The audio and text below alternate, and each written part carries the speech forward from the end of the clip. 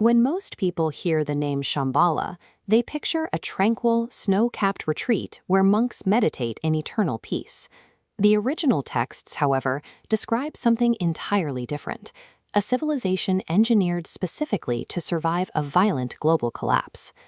If you examine the ancient Buddhist texts detailing the legend, they outline a meticulous, highly organized contingency plan. This was never meant to be an escapist vacation from reality. The capital of this hidden kingdom was Kalapa. Described as golden palaces and massive learning centers, it functioned as an impenetrable, heavily fortified vault.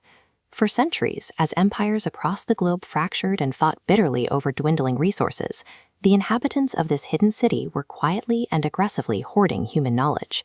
The architects behind this massive undertaking were preparing for a specific event. They believed an age of total darkness and inevitable ruin was approaching. Kalapa was engineered as a functional, insistential safeguard. It was designed to outlast the total collapse of outside civilization and protect the very core of human understanding. Stepping past the golden roofs and manicured gardens of the capital, the true purpose of the city becomes clear inside its massive centers of learning. The archives document the value placed on empirical disciplines. Here we see geometric grids and numerical columns dedicated entirely to mathematics and astronomy.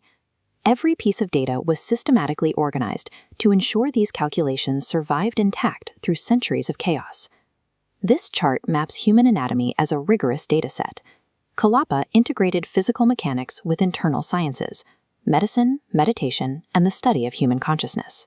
The texts claim that weaving together these external physical mechanics and internal human disciplines produced technologies so advanced, outsiders would mistake them for pure magic. The brilliance of this archive lies in a specific understanding. Technological power is inherently dangerous, and it leads directly to self-destruction unless it is balanced by deep psychological maturity. If a society successfully develops highly advanced technology, you run into an immediate security problem. Who can actually be trusted to guard those tools without eventually turning them into weapons?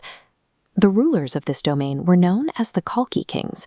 Instead of passing power to warlords or traditional monarchs, leadership was strictly reserved for philosopher kings. They were required to hold a strict dual mastery. A leader had to be an expert in cutting-edge scientific principles while simultaneously mastering supreme spiritual discipline. The entire civilian population adopted this identical model. The texts describe citizens living their daily lives anchored heavily by rigid discipline and deep compassion. This intense cultural focus served as an active defense mechanism.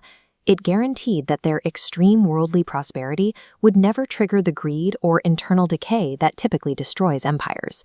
The incorruptible psychological framework of these guardians provided a security measure more effective than the kingdom's physical isolation or its mountain walls. This leaves us with an obvious question. Why design such a perfect society only to hide it entirely from the rest of the struggling world? The answer lies in their primary prophecy.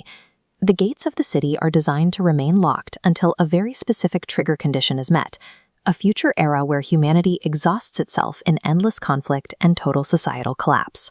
According to the legend, the Kalki kings are simply waiting for global ruin to run its course. Only then will they emerge to repopulate the earth with reason and balance. Humanity's future resurrection depends on a precise balance. Scientific innovation must be tempered by human compassion to prevent the structure of civilization from collapsing under its own weight.